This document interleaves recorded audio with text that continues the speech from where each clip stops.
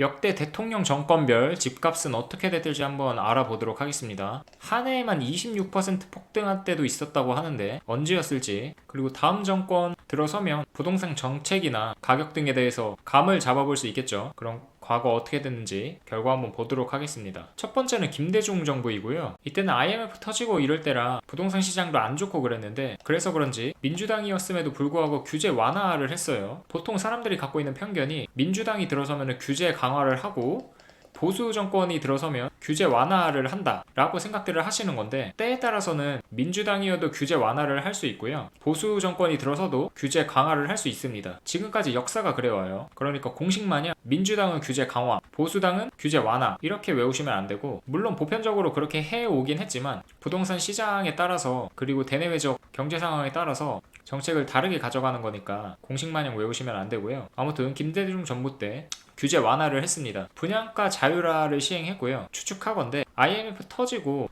부동산 시장이 추락하니까 거래 활성화가 필요했겠죠. 시장을 살려야 되니까 분양가를 자율화해가지고 민간에서 공급을 할 수 있게끔, 그러니까 수익률을 높여서 많이 건설할 수 있게끔 분양가를 자율화 해준 것 같고요. 그리고 양도세에 대해서 한시적으로 면제해줬고 그 범위도 확대를 해줬습니다. 집을 살려면 내가 돈을 벌 수 있어야 사야 되잖아요. 근데 세금이 너무 높다 보면 안 사겠죠. 그래서 거래 활성화를 시키기 위해서 양도세를 면제해준 걸로 보이고요. 분양권 전매에 대해서도 한시적 허용을 해줬습니다. 그리고 사람들이 분양을 안 받아서 받을 수 있게끔 중도금 대출을 허용해줬어요. 부동산 들어가면 망한다 이러니까 분양을 안 받으려고 했거든요. 그러니까 쉽게 받을 수 있게끔 중도금 대출을 허용해준 거죠. 그리고 재건축을 해달라고 2천만 원씩 가구당 지원을 해줬습니다. 그러니까 전반적으로 봤을 때 부동산 거래를 활성화시키기 위해서 전폭적으로 규제를 완화해준 걸로 보이고요. 그 결과 집값은 서울 기준으로 무려 33.2%나 올랐습니다. 전국은 19%고요. 서울은 어마어마해요. 심지어 기준금리가 올랐습니다. 보통 기준금리가 완화하게 되면 집값이 상승할 거라고 생각들을 하시잖아요. 왜냐면 이자를 많이 내야 되니까 감당하기가 힘들어서 보통 금리가 올라가면 집값이 떨어지는데,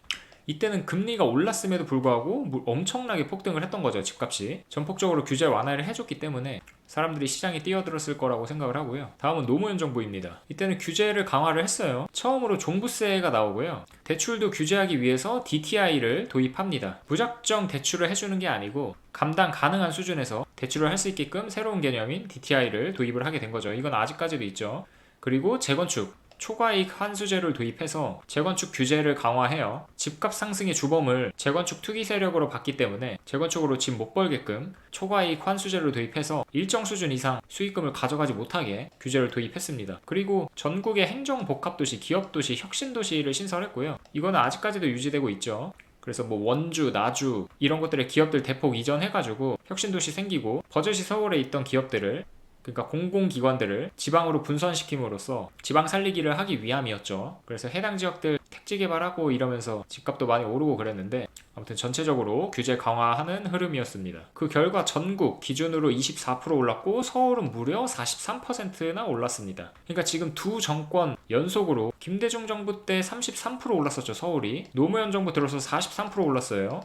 그러니까 이때 집 갖고 있었으면 엄청나게 상승분을 받아 먹었다는 거예요. 심지어 이때는 기준금리가 김대중 정부 때보다 훨씬 높았습니다. 그때는 0.75% 올랐는데 이때는 3.25에서 5%, 1.75% 올랐죠. 그럼에도 불구하고 집값이 이렇게 올랐다는 거니까 엄청난 폭등세를 보여줬고요. 다음으로는 이명박 정부입니다. 가격적인 측면에서는 분양가 상한제를 폐지를 했어요. 분양가 상한제가 걸려 있으면 건설사들이 수익성에 저해되기 때문에 공급을 안 하려고 하거든요. 그래서 거래 활성화 측면에서 분양가 상한제를 과감히 폐지했고요. 세금에서도 취득세 감면, 양도세를 완화를 해줬고, 종부세와도 연관되어 있는 기준 시가에 대한 조정을 해줬습니다. 고가주택에 대한 기준을 6억에서 9억으로 높였고요. 그리고 공공임대, 보금자리 주택을 도입했습니다. 그 결과 서울 기준으로 집값은 1.5%밖에 안 올랐고요. 금리는 2%에서 5%까지 올랐습니다. 이때는 특히 서브프라임 모기지 터지고 미국에서 미국 부동산 시장이 박살 났었죠. 그래서 한국도 영향을 받아서 집값 하락한 것도 있기 때문에 그런 대외적인 상황까지 겹쳐서 서울 집값이 덜 상승하게 되는 효과를 누리기도 했고요.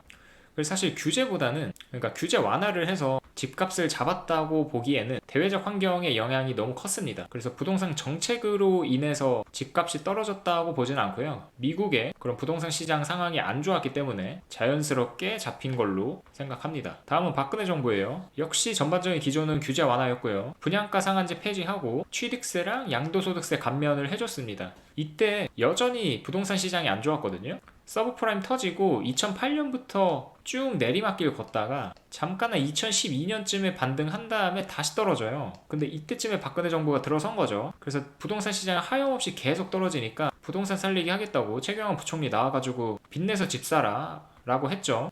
그게 이때 2014년이고요. 기가 막히게 저점이었습니다. 그리고 나서 10년 동안 계속 올랐죠. 이때 아무튼 부동산 시장이 이렇게 안 좋았기 때문에 대출 막 받아라. 그래서 LTV도 50에서 70%로 완화를 해줬고요. 건설사들이 집을 안 지으니까 재건축 연한을 단축해줘가지고 집을 더 지을 수 있게끔 그런 매물들을 만들어줬습니다. 기존 40년에서 30년으로 줄여준 거니까. 아무튼 전반적으로 이렇게 규제 완화를 했었고요. 그 결과 전국 7%, 서울은 7.6% 상승했습니다. 기준금리 역시 1% 올랐고요. 이거는 의도했던 상승 이겠죠. 부동산 시장이 너무 안 좋았었으니까 빨리 살리기를 원했었고 그게 목적이었기 때문에 소기의 성과를 달성한 걸로 보이고요. 다음은 문재인 정부인데 다시 부동산 시장에 대한 규제 강화가 이뤄집니다. 무려 30번에 걸친 규제를 펼치는데 분양가 상한제 폐지했던 거를 다시 부활시키고요. 다주택자를 적폐로 규정을 했기 때문에 이들의 양도세 중과를 시행하게 됩니다.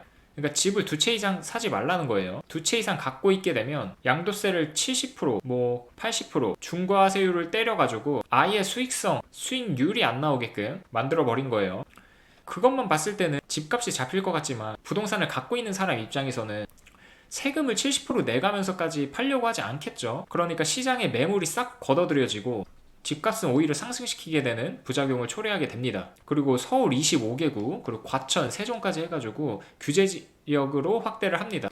투기과열지구, 조정대상지역, 이런 규제 지역들을 지정하게 되고요. 15억 이상 주택에 대해서도 대출 금지를 시행하게 됩니다. 고가주택에 대해서는 100% 현금으로만 가지고 사는 상황이 됐거든요. 그리고 임대차 3법 상당히 유명하죠. 2+2 때문에 전세금을 미리 올리는 사람들이 많아져가지고 전세가가 올라가고 이게 가격을 밀어 올려 붙여가지고 매매가도 폭발적으로 올라가게 됩니다. 그리고 재건축 안전진단을 강화해서 재건축을 못하게끔 했거든요. 쉽게 지을 수 있게끔 규제가 완화됐어야 됐는데 기준이 강화되다 보니까 안전진단을 통과를 못하는 거예요. 그러니까 자연스럽게 재건축 매물들도 재건축을 할 수 없게 되는 그런 상황으로 펼쳐지게 됐죠. 아무튼 어마무시한 대출 규제책들이었고요. 그 결과 서울 기준으로 집값은 53% 증가하게 되고요. 25평 기준으로도 서울 아파트값 평균이 8.4억이었는데 12.9억으로 됐어요.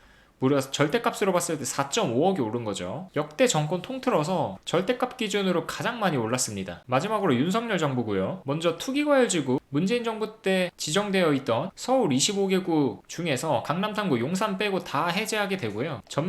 분양권 전매 제한도 완화하게 돼요. 그리고 다주택자들에 대해서 양도세 중과가 시행이 됐었는데 한시적 배제를 했었고요. 그래서 집 세금 부담 없이 팔아라 라고 했었습니다. 그리고 생애 최초 주택 취득자에 대해서는 취득세 면제가 됐고요. 200만원 완화가 됐죠. 그리고 일시적 1가구 2주택에 대해서도 비과세 완화를 시행했습니다. 그리고 대출을 받을 수 있게끔 LTV 상한을 80%까지 완화를 해줬고요. 작년 11월이죠. 1기 신도시 선도지구 지정을 해서 재건축할 수 있게끔 일종의 패스트트랙을 도입해서 재건축을 추진하고자 했고요. 그 결과 전국 기준으로는 8.3%, 서울은 마이너스 3% 빠졌습니다. 기준금리는 1.75에서 3%까지 올랐음에도 불구하고 말이죠.